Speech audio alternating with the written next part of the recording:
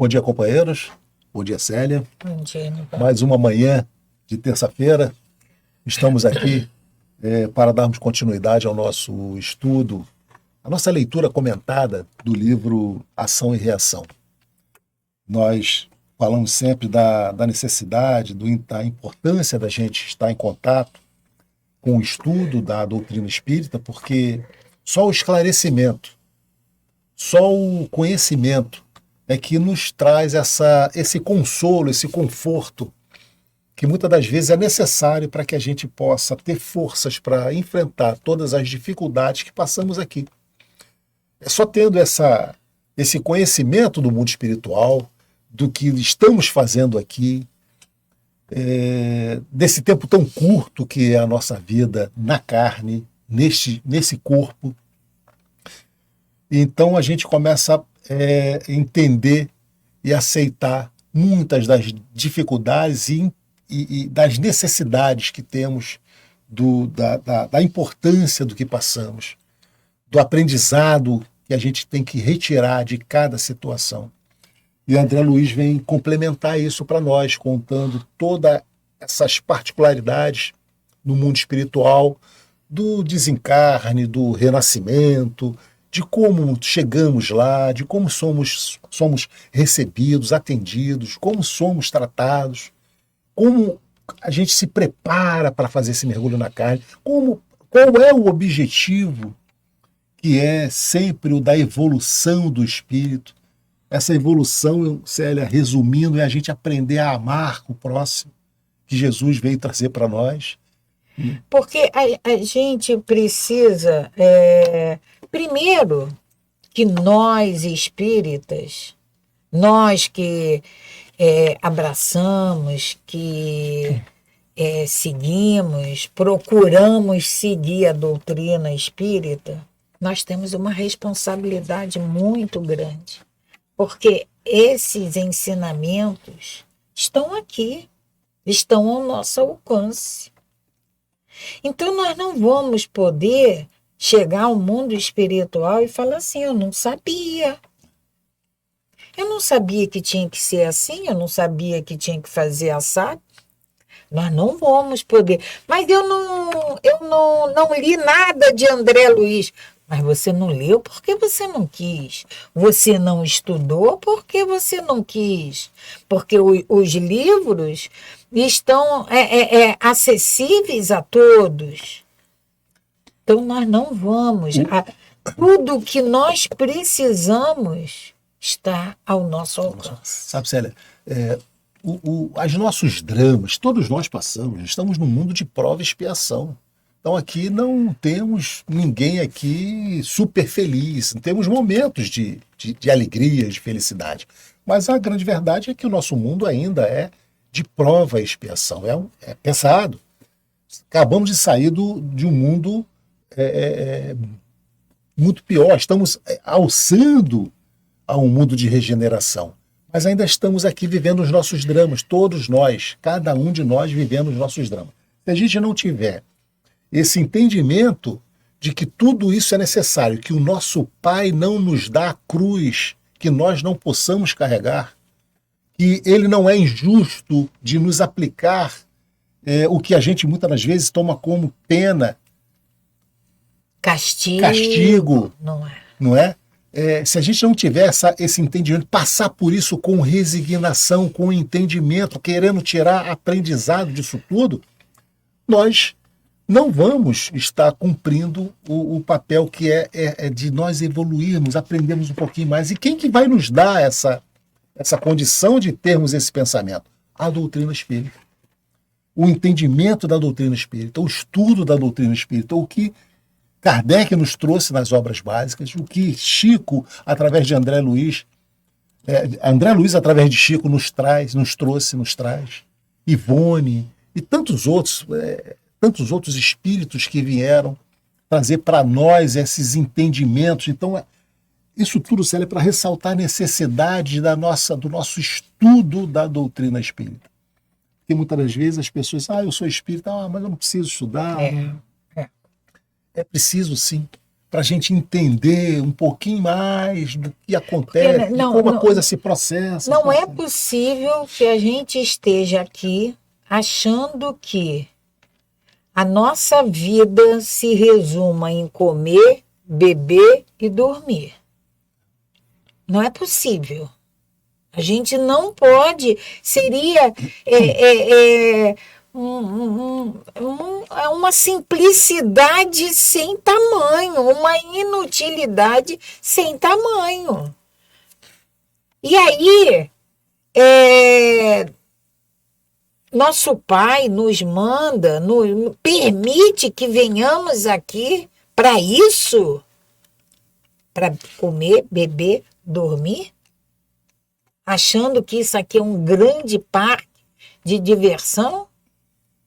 Então, que a gente possa despertar um pouquinho. Célia, vamos fazer a nossa prece inicial, sempre agradecendo a esse Pai maior que nos permitiu estarmos aqui, a esse irmão Jesus, a todos os espíritos amigos que estão sempre a nos intuir, nos inspirar, a essa egrégora de espíritos que coordenam esse estudo, que não tenhamos dúvida, quando pensamos em fazer o estudo desse livro, uma equipe no mundo espiritual já havia preparado todo o caminho para nós. Então que possamos nessa manhã sermos intuídos, inspirados com as melhores palavras para que possamos entender e levar para todos vocês. Que assim seja. Graças a Deus. Graças a Deus. Então, nós estamos... semana passada, nós começamos o capítulo 4. Sim. Alguns recém-desencarnados. 19 chegaram, né? Que chegam à Mansão Paz.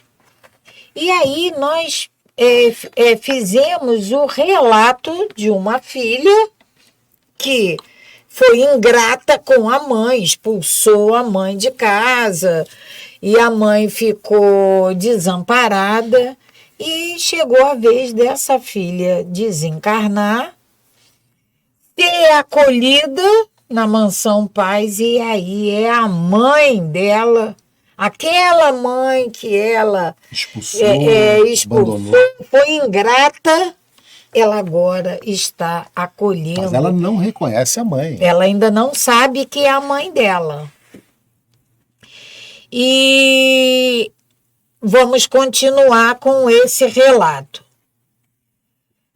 Vamos voltar, porque André Luiz ele fica emocionado, emotivo com toda essa situação que ele está presenciando. Não só André Luiz, o Hilário também. Então nós falamos na semana passada, percebendo-me a emotividade, Silas, percebendo-me a emotividade, André Luiz falando. Silas, depois de amparar o serviço de acomodação da doente, explicou. A dama generosa que a acolheu nos braços é a genitora que veio ao encontro da filha. Aí Hilário, também espantado, diz: "Que nos diz?" Exclamou Hilário assombrado. "Sim, acompanha-a lá,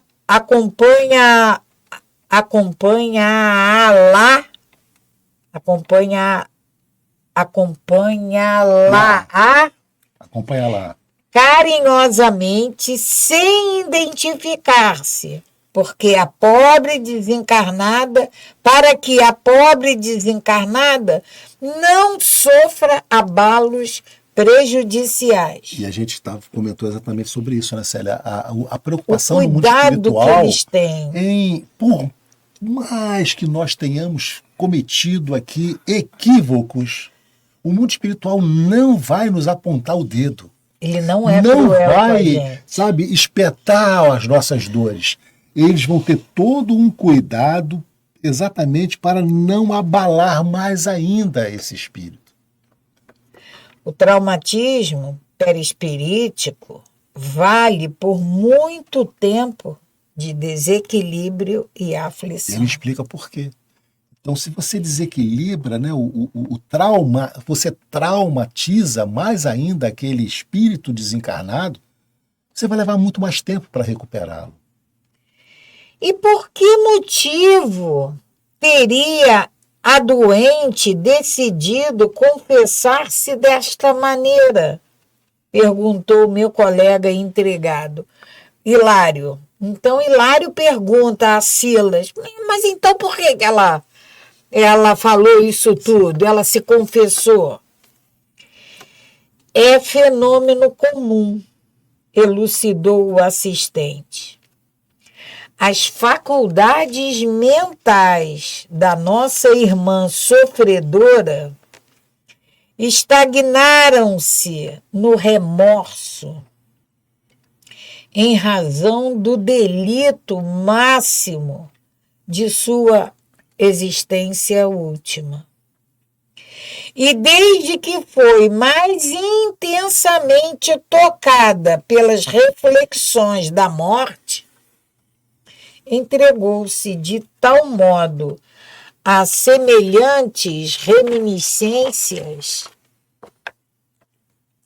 por haver cultivado a fé católica romana, imagina-se ainda diante do sacerdote, acusando-se pela falta que lhe maculou a vida. Estava como se estivesse se confessando. Vamos lembrar que ela olhou para Silas e identificou o padre. O espetáculo feria-me fundo. A rudeza do quadro que a verdade me oferecia obrigava-me à dolorida meditação. Não havia, então, males ocultos na terra. É a conclusão que André Luiz chega. Não há males ocultos aqui na matéria. É claro, né, Célia, que André Luiz traz para nós, nesse 9º livro, enfatiza isso para nós, para que a gente possa aprender. Ele já aprendeu isso. André Luiz, na altura do campeonato, nesse 9º livro que ele psicografa com Chico, evidentemente que ele já sabia disso. Não há mal que fique oculto aqui na Terra, que fica oculto no mundo espiritual, não. Não tem jeito. Mesmo aqueles crimes que a gente cometa, que não foram descobertos aqui na Terra pelo homem, no mundo espiritual não fica. Mas, Nivaldo, é mais além. Ele traz isso como uma forma educativa para nós. Os nossos pensamentos maléficos não ficam ocultos no mundo espiritual. E aqui na matéria, ninguém sabe o que nós pensamos, o que nós desejamos. Mas isso fica patente no mundo espiritual. Nós temos uma colega que estuda conosco o Evangelho, e ela diz, nem pecar em paz a gente pode mais. Porque não pode. Nós não viemos aqui para pecar. Nunca pôde. Então, não há males ocultos na terra. Todos os crimes e todas as falhas da criatura humana se revelariam algum dia em algum lugar. Silas entendeu a amargura de minhas reflexões e veio em meu socorro observando. Sim, meu amigo, você repara com acerto. A criação de Deus é gloriosa luz. Qualquer sombra de nossa consciência jaz impressa em nossa vida até que a mácula seja lavada por nós mesmos com o suor do trabalho e com o pranto da expiação. Então, todas as sombras que nós criamos, ninguém cria para nós, que nós criamos para nós mesmos, elas vão ter que ser desfeitas por nós mesmos. Chico dizia que a gente só evolui desidratando, ou pela lágrima do choro. E ante os apelos agoniados e afetivos, nos reencontros a se processarem ali, sob nossos olhos, em que filhos e pais, esposos e amigos se aproximavam uns dos outros, o assistente acrescentou: geralmente, a essas plagas de inquietação, aqueles lugares que acolhem esses endividados, geralmente a essas plagas de inquietação aportam aqueles que em si mesmos cavaram mais fundos sulcos infernais e que se cristalizaram em perigosas ilusões, mas a bondade divina do Senhor permite que as vítimas, edificadas no entendimento e no perdão, entendimento e perdão. Não é assim, errei, aí a misericórdia do nosso Pai vai lá e me acolhe. Não, não é assim.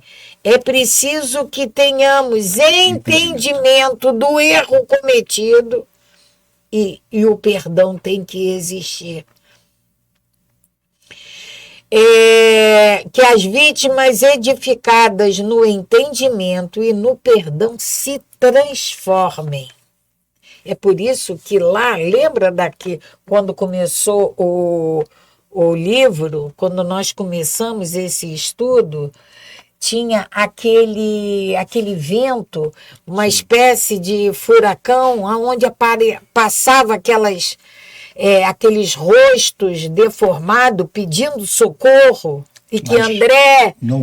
ainda não estavam preparados, prontos para serem recolhidos. Né? E que André ficava espantado de ninguém socorrer por causa disso. Eles ainda não tinham sido transformados ainda. Esse entendimento e esse perdão para se transformarem.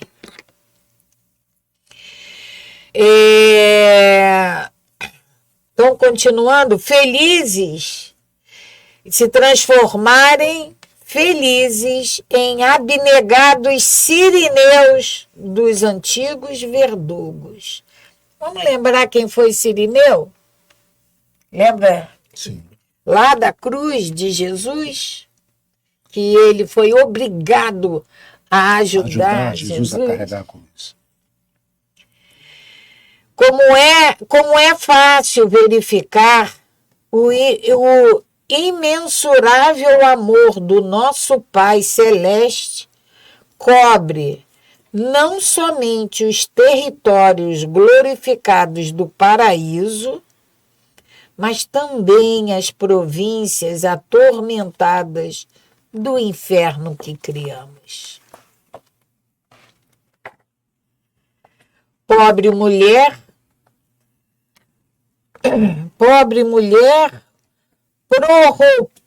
prorrompeu em choro convulsivo junto de nós, cortando a palavra do nosso amigo.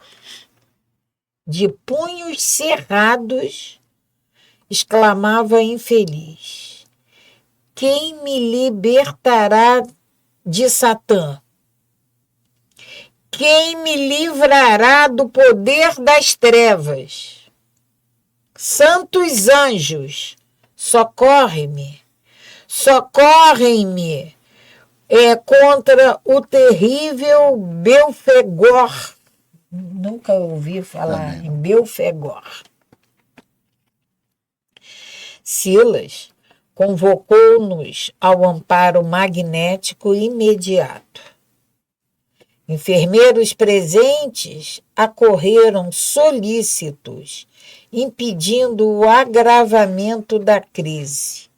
Malditos, malditos, repetia a demente, resignando-se. Invocando o socorro divino através da oração, procurei anular-lhe os movimentos desordenados, adormecendo-a pouco a pouco. Asserenado o ambiente, convidou-nos Sila a sondar-lhe a mente conturbada, agora sob o império de profunda hipnose. Busquei pesquisar-lhe a desarmonia em rápido processo de análise mental e verifiquei espantado que a pobre amiga era portadora de pensamentos horripilantes. Como que a se lhe enraizar no cérebro, via escapar-lhe do fundo íntimo a figura animalesca de um homem agigantado, de longa cauda, com a fisionomia de um caprino degenerado,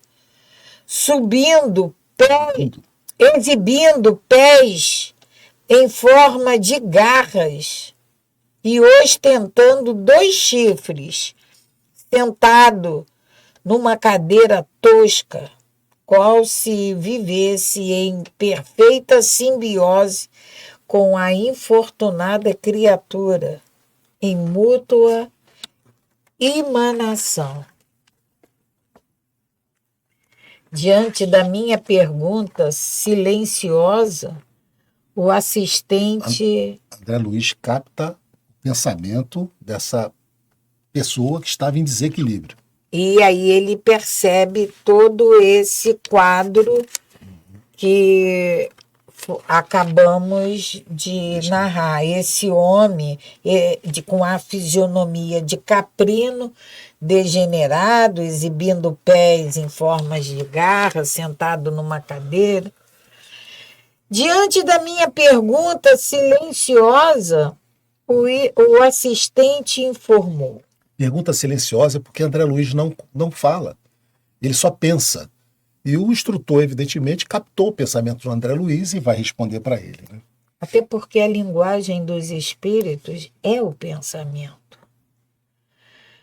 É um clichê mental criado e nutrido por ela mesma. As ideias macabras da magia aviltante, quais sejam as da bruxaria e do demonismo que as igrejas denominadas cristãs propagam a pretexto de combatê-los, mantendo crendice e superstições ao preço de conjurações e exorcismo, geram imagens como estas, a se difundirem nos cérebros fracos e desprevenidos, estabelecendo epidemias de pavor alucinatório.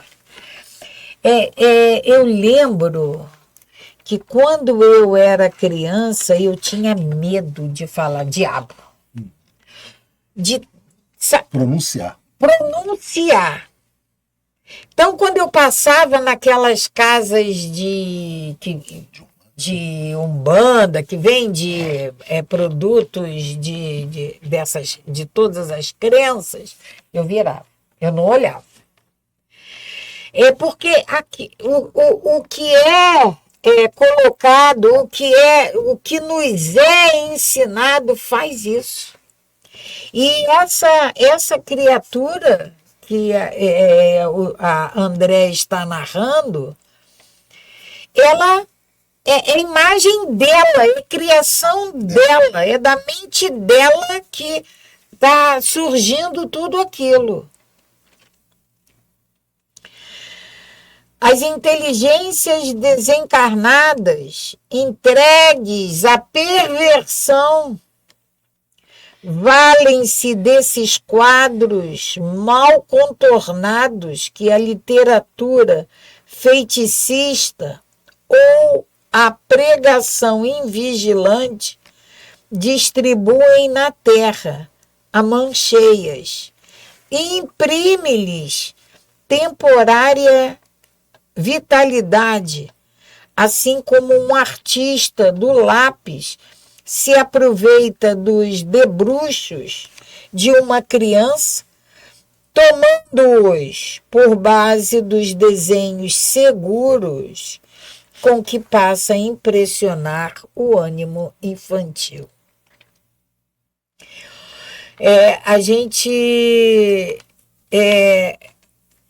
Por isso que a gente precisa se esclarecer. Que inferno é esse que a gente pinta? É um inferno criado por nós. Poderoso, com poder que concede, termina e permite que as coisas aconteçam, só Deus. Nós não podemos alimentar esse outro lado. Tudo é invenção, tudo é criação mental nossa. A gente não pode esquecer isso. A hora que nós quisermos, nós mudamos essas imagens. É só nós cortarmos essa ligação. E como eu faço isso? Que isso é difícil. Vamos orar, vamos pedir a Deus a força. E Ele vai dar. Vamos procurar leituras que nos ajudem, edificantes. Pronto, acaba. O esclarecimento se me deparava como oportuna chave para a solução de muitos enigmas. No capítulo da obsessão, em que os doentes começam atormentando a si mesmos e acabam atormentados por seres que se afinam com o desequilíbrio que lhes é próprio. Tudo é afinidade. Nós vamos atrair para perto de nós quem nossos pensamentos chamam. Hilário, que observava atentamente o duelo íntimo entre a enferma prostrada e a forma pensamento que se lhe impunha à cabeça, falou comovido. Lembro-me de haver manuseado há muitos anos na Terra um livro de autoria de Colin de Plancy, aprovado pelo arcebispo de Paris, trazendo a descrição minuciosa de diversos demônios. E creio haver visto uma figura gravada nessa obra, semelhante à que temos sob nossa direta observação. Silas adiantou-se, afirmando. Quer ler, Nevaldo? Sim. Silas adiantou, confirmando. Isso mesmo. é o demônio Belfegor, que a gente não tinha ouvido falar ainda, né? Segundo as anotações de Jean Willer, que imprevidentes autoridades da igreja permitiram se espalhassem nos circuitos católicos. Abrindo aqui um parêntese, Nivaldo, quando menciona que qualquer crença, nós temos que ter respeito por elas. E aqui, no caso, ele vem nomeando a Igreja Católica. Parte de um livro, né? Sem crítica alguma. Tá? Vamos lá. Conhecemos o livro a que se refere. Tem criado empecilhos tremendos a milhares de criaturas que, inadvertidamente, acolhem tais símbolos de Satanás, oferecendo-os a espíritos espíritos bestializados, que os aproveitam para formar terríveis processos de fascinação e possessão. Então, são imagens, né, Célia, que foram divulgadas nesse livro, que evidentemente você começa a associar, ficar impressionado com aquelas figuras que você vê ali. E aí, E aí entra esse processo de fascinação e possessão. E no texto anterior, ele vem dizendo das nossas mentes fracas, das nossas mentes indecisas, da nossa falta de conhecimento concreto. Refletia quanto ao problema dos moldes mentais na vida de cada um de nós, quando o assistente, certo, me surpreendendo a indagação, acentuou bem-humorado. Aqui é fácil reconhecer que cada coração edifica o inferno em que se aprisiona, de acordo com as próprias obras. Lá no mundo espiritual aqui no mundo espiritual, né? Aqui no mundo espiritual é fácil reconhecer que cada coração edifica o inferno em que se aprisiona de acordo com as próprias obras. Ou seja, somos nós que criamos esse inferno. Infernos. Assim, temos conosco os diabos que desejamos. Vamos prestar atenção nisso. Os diabos que desejamos. Segundo o figurino escolhido ou modelado por nós mesmos. Por nós mesmos. A imagem, né, Célia? Se perguntar, hoje a gente não tem mais essa ideia, até porque a gente sabe, nós da doutrina, sabemos que não existe demônio. Mas outras religiões, né, outras crenças, eles têm lá a imagem do diabo, a imagem do mal, eles personificam em imagens. E essas imagens, muitas das vezes, ficam registradas na mente daquelas pessoas que seguem aquela doutrina.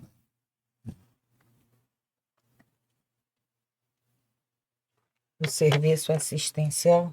Eu me perdi aqui. O serviço assistencial, porém, exigia cautelosa atenção. E por isso, removemos a enferma para o aposento limpo e bem posto que a esperava. Decorridos alguns minutos, voltamos ao átrio, então descongestionados e silencioso. Quer dizer, tinham sido todos encaminhados, né? Apenas algumas sentinelas da noite velavam, infatigáveis e atentas. Os entrevistos compeliam-me a pensar. Muito já estudara acerca do pensamento e fixação mental. Todavia, a angústia daquelas almas recém-desencarnadas me infundia compaixão e quase terror. Quer dizer, André Luiz está dizendo que já tinha estudado bastante sobre isso, né? Mas aquele quadro trouxe para ele uma perplexidade, né? Confiei ao amigo que nos acompanhava, bondoso, a indefinível tortura de que me via objeto, e o assistente esclareceu-me com sabedoria. Em verdade, estamos ainda longe de conhecer todo o poder criador e aglutinante encerrado no pensamento puro e simples. E, em razão disso, tudo devemos fazer por libertar os entes humanos de todas as expressões perturbadoras da vida íntima. Tudo que nos escravize, a ignorância e a miséria, a preguiça e ao egoísmo, à crueldade e ao crime, é falecimento da treva contra a luz e do inferno contra o céu. Então ele está dizendo como a gente tem que fazer para combater esses pensamentos, né? Então, olha bem o que é Silas, ele diz. Silas esclarecendo a André. Tudo que nos escravize. Escravizou, Temos que pensar nós temos nisso aí. temos que fazer um movimento para que isso se desfaça. E aí ele diz, a ignorância, ele começa com a ignorância. E como é que a gente vai se descravizar da ignorância? Através do conhecimento. Não tem outro jeito. Não é? Então ele começa com a ignorância e a miséria, a preguiça e o egoísmo. E aí ele continua. Então, são vícios que a gente tem que combater, né, Sérgio? E talvez, porque desejasse ardentemente mais alguma anotação em torno do transcendente assunto, Silas ajuntou. Recorda-se de haver lido alguma memória alusiva às primeiras experiências de Marconi nos albores do telégrafo sem fio? Ele pergunta para André. Recorda-se de haver lido alguma memória alusiva às primeiras experiências de Marconi nos albores do telégrafo sem fio? Sim, respondi. Lembro-me de que o sábio, ainda muito jovem, se consagrou ao estudo das observações de Heinrich Hertz, o grande engenheiro alemão que realizou importantes experiências sobre as ondulações elétricas, comprovando as teorias da identidade da transmissão entre a eletricidade, a luz e o calor irradiante. E sei que, certa feita, tomando-lhe o oscilador e conjugando-o com a antena de Popov e com o receptor de Brande, no jardim da casa paterna, conseguiu transmitir sem fio os sinais do alfabeto Morse. Mas que tem isso a ver com o pensamento? Então, ele descreveu aqui, claro, um invento, né, como que o nosso Marconi, que foi o inventor do telégrafo, ele utilizando o conhecimento de algumas outras situações, né, a transmissão da eletricidade e do oscilador, né, ele consegue fazer uma terceira coisa, ele consegue transmitir, fazer uma transmissão, e aí ele cria o código Morse, né? Ele transmite o alfabeto por pulsos. Ele descobriu, através de experiências, ele descobriu as ondas elétricas. E aí, através dessas ondulações elétricas, usando a eletricidade, a luz e o calor, ele vai e ele descobre um dia assim, por acaso. E aí é perguntado para ele, mas o que tem isso a ver com pensamento? E aí o assistente sorriu e falou: a referência é significativa para as nossas considerações. Além dela, volvamos à televisão, uma das maravilhas da atualidade terrestre.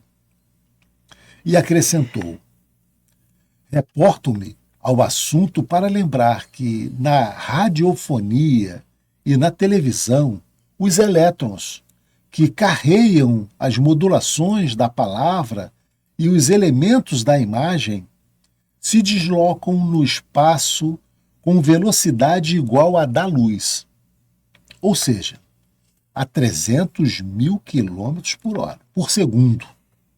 Ora, num só local podem funcionar um posto de emissão e outro de recepção, compreendendo-se que, num segundo, as palavras e as imagens podem ser irradiadas e captadas simultaneamente, depois de atravessarem imensos domínios do espaço, em fração infinitesimal de tempo.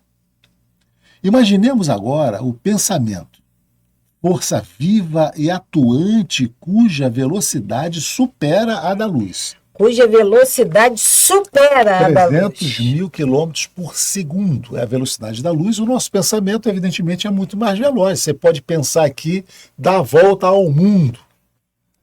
Várias voltas ao mundo em segundos pelo pensamento, não é verdade? Então, emitidos por nós, então, voltando aqui, né? O pensamento, força viva e atuante cuja velocidade supera a da luz, emitido por nós, volta inevitavelmente a nós mesmos. O nosso pensamento vai e volta para nós. Aí a gente dá a volta ao mundo, ele volta para mim novamente. Aí a gente para e pensa, quando a gente deseja mal a um irmão. Vai, mas ele volta. Ele vai voltar. Isso aí não tem a menor dúvida. Ele vai voltar. Inevitavelmente volta a nós mesmos, compelindo-nos a viver de maneira espontânea em sua onda de formas criadoras, que naturalmente se nos fixam no espírito quando alimentados pelo combustível do nosso desejo ou de nossa atenção. Isso tudo para explicar a forma pensamento Por que ela estava daquela irmã. pensando naquela imagem daquele demônio, né? Daí a necessidade imperiosa de nos situarmos nos ideais mais nobres e nos propósitos mais puros da vida. Porque energias atraem energias da mesma natureza. Energias atraem energias da mesma natureza. Da mesma natureza. E quando estacionários na viciação ou na sombra, as forças mentais que exteriorizamos retornam ao nosso espírito, reanimados e intensificadas pelos elementos que com elas se harmonizam, engrossando dessa forma as grades da prisão em que nos deteremos irrefletidamente, convertendo-se-nos a alma no mundo fechado em que vozes e os quadros de nossos próprios pensamentos, acrescidos pela sugestão daqueles que se ajustam ao nosso modo de ser, nos impõem reiteradas alucinações, anulando-nos de modo temporário os sentidos sutis. Isso tudo para dizer exatamente o que você falou, Célia. Se o nosso pensamento bom, ele vai atingir o alvo e ele volta fortificado para nós. Mas o pensamento mal também vai fazer o mesmo ele vai fazer esse percurso e vai voltar para nós, porque é o nosso pensamento, ele como ele explica na eletricidade que ela vai e volta, O nosso pensamento também. Sabe Ele é mais rápido que a luz, então ele dá essa volta toda, mas ele volta para nós. O pouso é sempre nós. Sabe aquele brinquedinho que hoje é um brinquedo, mas os aborígenes? Sim, era o bumerangue, né? ele é uma arma. Eles usam aquilo para caçar. Então ele joga, não atinge, ele volta para ele. Assim são os nossos pensamentos. Isso traz uma reflexão muito grande, né, Célia? Porque depois que a gente lê uma mensagem como essa, né, uma fala como essa, real, como que essa pessoa chegou no mundo espiritual carregando esse quadro mental, né, que vai levar um tempo para que ela seja desimpregnada dessa imagem que ela constituiu na mente dela. E aí vem toda essa explicação de Silas, do mundo espiritual para nós, para que a gente possa exatamente perceber que os nossos pensamentos não podem ser mais os mesmos. A gente precisa mudar. Tem um livro de André Luiz, que até fica a sugestão para que a gente faça, se ninguém aqui na nossa casa fizer, é Libertação, em que tem um exemplo desse. Um espírito que se identifica como mulher. Sim. E o Gregório, que domina aquela região, ele fala para ela: você é uma loba, você é uma loba, você é uma loba. E ela capta aquela sugestão e ela se transforma numa loba. Mas o poder é do Gregório? Não. É ela que captou ela sugestionada, hipnotizada. Ela captou aquilo, aceitou aquilo e aí se transformou. Então, Célia, para a gente concluir esse capítulo, depois de toda essa explanação que é dada, continua assim, ó. E depois de ligeira pausa, concluiu: eis porque, efetuada a supressão do corpo somático, do corpo físico, né? Depois da morte do corpo físico, no fenômeno vulgar da morte, nós chamamos de morte, mas não é. É a supressão do corpo físico, do corpo somático. A criatura desencarnada, movimentando-se num veículo mais plástico e influenciável, que é o perispírito, pode permanecer longo tempo sob o cativeiro de suas criações, menos construtivas, detendo-se em larga faixa de sofrimento e ilusão. Com aqueles que vivem nos mesmos enganos e pesadelos. Nós seremos atraídos pelas nossas vibrações, pelos nossos pensamentos. A explicação não podia ser mais clara.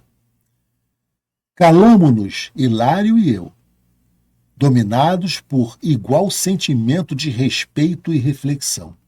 Silas percebeu-nos a atitude interior e generosamente convidou-nos ao descanso em que, por algumas horas, conseguimos repousar e pensar. Então, Célia, é um capítulo que traz sempre, André Luiz, muito ensinamento para nós. E agora ele deixa essa grande mensagem, que a gente verifique quais são os pensamentos que estão povoando a nossa mente. Tem um ditado, Nivaldo, que nós conhecemos: diga-me com quem andas, que eu te direi quem és. Diga-me com o que pensas, e eu te direi quem são as suas companhias. Então, porque é por afinidade, é assim que a gente se liga. Estamos, então, chegando ao final de mais um estudo desse livro, Ação e Reação. E vamos agradecer sempre a Deus a oportunidade de estarmos aqui, junto com vocês, evidentemente, tendo a oportunidade desses esclarecimentos tão importantes nas nossas vidas. Que Jesus nos abençoe e nos proteja sempre. Graças a Deus. Paz e bem, paz e luz. Paz, muita paz.